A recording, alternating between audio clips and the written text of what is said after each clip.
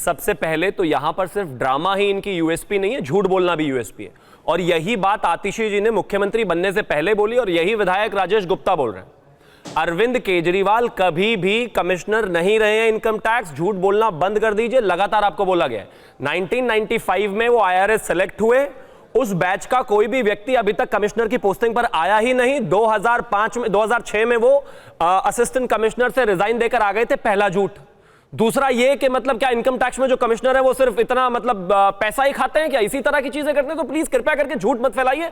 2023 में IRS association ने भी इस बात को कहा है कि वो कभी कमिश्नर नहीं रहे, एक बात। दूसरा, रही बात मुखौटा चेंज करने की, ये तो इनकी आदत है। जब इनको लगा अन्ना आंदोलन में कि इनकी क्रेडिबिलिटी अपने आप में स्टेक पर है तो अन्ना जी को ले आए।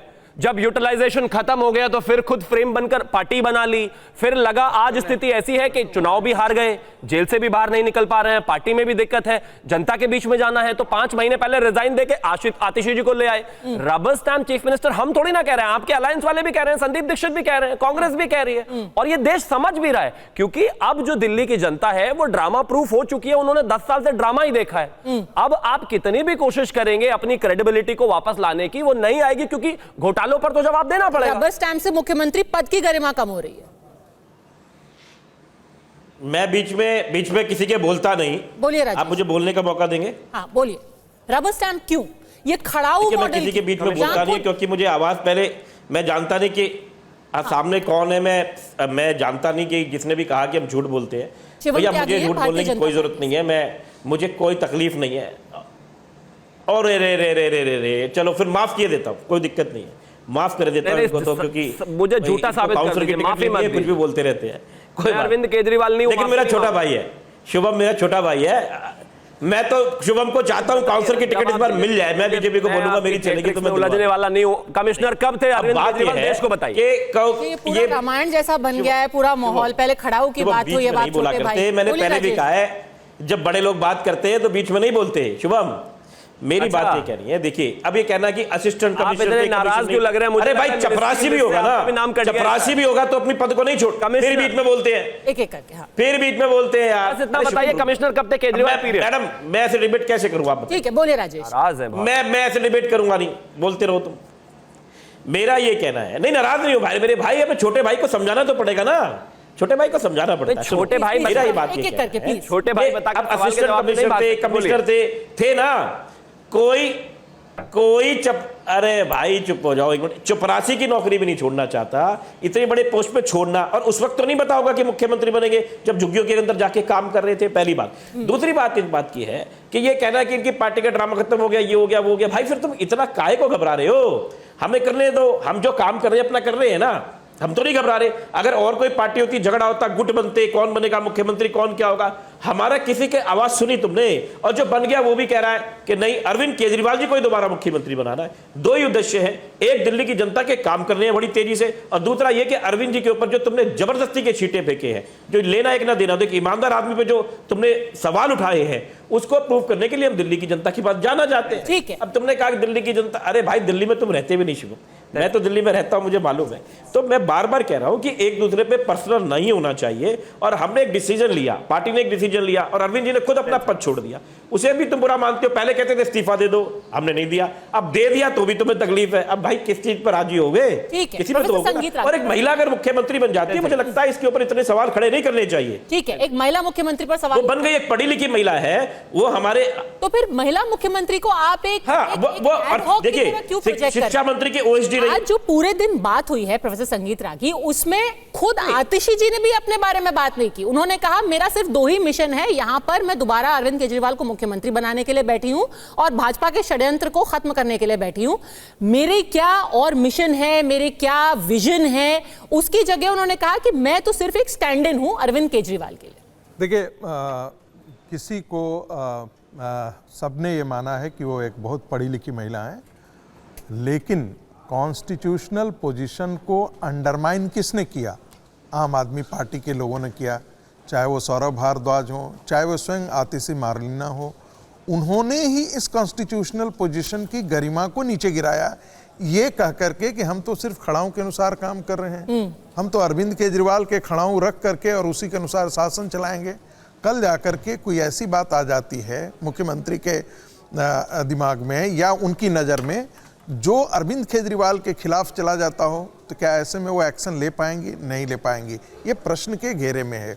दूसरी बात, ये कहना आप बंद कर दीजिए, ये थिएट्रिक से ज़्यादा कुछ नहीं है कि अरविंद केजरीवाल बहुत ईमानदार आदमी है। जो आदमी ईमानदार होता वो लालू की गोद में जाकर के नहीं बैठता। जो आदमी ईमानदार होता वो शरद पवार की गोद में नहीं बैठा होता।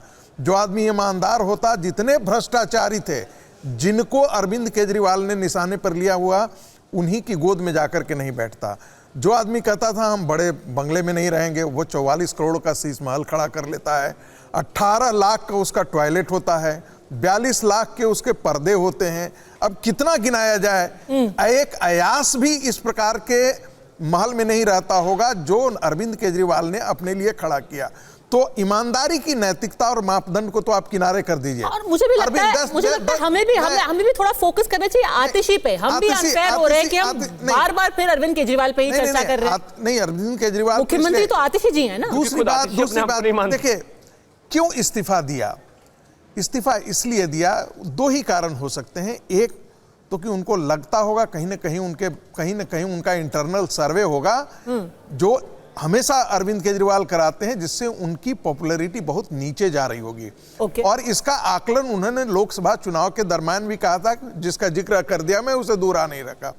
दूसरी बात, कहीं उनको यह डर होगा कि जिस प्रकार से केंद्र सरकार जो है, हो सकता है राष्ट्रपति शासन यहां पर लगाने की बात की जा रही है, कहीं ऐसा तो नहीं कि राष्ट्रपति शासन लगा दिया जाए। ऐसी स्थिति में जब एक कॉन्स्टिट्यूशनल ब्रेकडाउन हो जो रहा है कि मुख्यमंत्री को कहा गया है सुप्रीम कोर्ट की तरफ से कि तुमको आप अपने ऑफिस नहीं जाएंगे, आप सिग्नेचर नहीं करेंगे। एक बात और जिक्र कर देना आतिशी पे। देखिए, आतिशी के पिता और माता पर व्यक्तिगत टिप्पणी नहीं। 2 मिनट में आती हूँ। पहले ऑफिस की बात कर लेते हैं। अभी जो पूरा उनका जो पृष्ठभूमि है वो उस पर थोड़ी देर में बात करेंगे। राजेश गुप्ता जी, इस पे जवाब दीजिए कि ये जो खड़ाऊ मॉडल है, नाइट वॉचमैन मॉडल है, ये संविधान के खिलाफ है और बार बार लोग पूछ रहे हैं कि इससे खुद से कॉन्स्टिट्यूशन पोस्ट को उसकी गरिमा कम हो रही है। देखिए, मैं आपसे एक रिक्वेस्ट करूंगा, क्योंकि मेरे बड़े भाई संगीत रागी जी भी हैं, शिवम मेरा छोटा भाई भी, और आप भी तीनों मुझसे सवाल पूछ रहे हैं, थोड़ा सा समय दीजिएगा। पहली बात, मैं संगीत रागी भाई साहब को कहूंगा कि उन्होंने जो अभी कहा, क्योंकि वो संघ को मतलब पसंद करते हैं, उस पृष्ठभूमि में आते हैं, उनको ये शब्द इस्तेमाल अय्याश का नहीं करना चाहिए था। मुझे लगता है कि वो खुद इसको वापस ले लेंगे कि उनके मुंह से गलत निकल गया। ये शब्द बिल्कुल गलत है, इसको इस्तेमाल नहीं करना चाहिए। जो घर है उनका, वो मुख्यमंत्री का घर है। अब मुख्यमंत्री आतिशी जी है तो अरविंद जी उसमें नहीं रहेंगे, बड़ी सिंपल सी बात है। और कल को अगर इनसे जीता जाए तो ये जीत लें, जो जीत जाएगा उसको मिल जाएगा, उसमें तो कोई किंतु परंतु है नहीं। ये बात अलग है, कभी जीतने वाले नहीं है। दूसरी बात, इस बात की आई कि इस्तीफा क्यों दिया, सर्वे कराया। अरे सर, आप बात को समझिए, जब हम जेल में थे तब दे देना चाहिए था ना, तब तो बड़े आराम से हम बाहर आ जाते अगर ऐसा कुछ मान लेते। तो हमने नहीं माना, अरविंद जी ने उस बात को नहीं माना। और जो आपने अभी आतिशी जी के बारे में कहा, देखिए खड़ाऊ जो आप शब्द इस्तेमाल कर रहे हैं, जब भरत ने खड़ाऊ रखी, देखिए राम को मानने वाले राम की नहीं मानते, ना संगीत भाई मान रहे ना शुभम मान रहे। भरत ने जब उस खड़ाऊ को रखा तो राम ने डिक्टेट नहीं करा, रामचंद्र जी तो वनवास में थे, भरत जी ने भगवान राम को आराध्य मान के उनकी खड़ाऊ रखी और उसके ऊपर काम करा। तो आतिशी जी जब काम करेंगी, ठीक है, अरविंद जी से वो सलाह लेगी, हमसे भी लेंगी, हम भी विधायक हैं, लेकिन इसका मतलब ये नहीं है कि अरविंद जी ने वहां पे बैठ के हर चीज के लिए डिक्टेट कर रहे हैं। सलाह, गाइडेंस और डिक्टेट करने में फर्क होता है। तो ये भगवान राम को मानने वाले खड़ाऊ के मतलब को समझे, ऐसे मजाक ना उड़ाए। और वो अपना काम कर रही है। दिल्ली के अंदर अरविंद केजरीवाल के नाम पे वोट था, है और रहेगा।